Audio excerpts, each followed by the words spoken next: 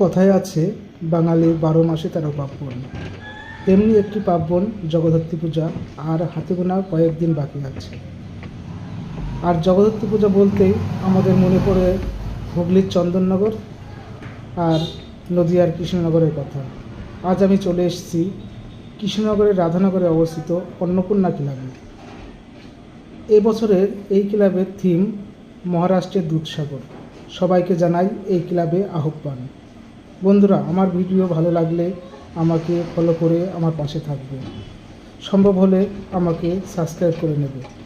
বন্ধু, এই ভিডিওটা শেয়ার করে দেবে যাতে সবাই এই ক্লাব সম্বন্ধে জানতে পারে, এখানে আসতে পারে।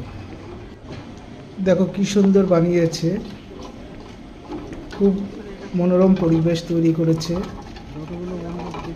এখনও জলের ঝর্ণা দেয়নি, ঝর্ণা দিলে আরও ভালো লাগবে।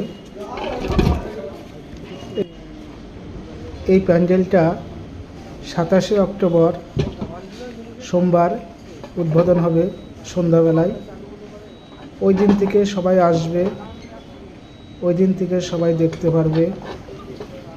খুব সুন্দর একটি থিম তৈরি করেছে। এখানে যত গাছ দেখলে সব অরিজিনাল গাছ, কোনো প্লাস্টিকের গাছ নেই। এই যে এই পথ দিয়ে মায়ের কাছে প্রবেশ করব, এই যে নিচেই নেমে যেতে হবে।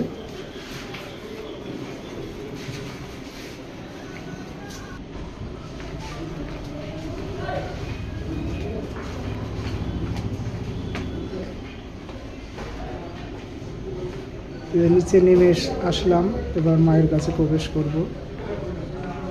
মায়ের ছবিটা একটু দেখে নিই।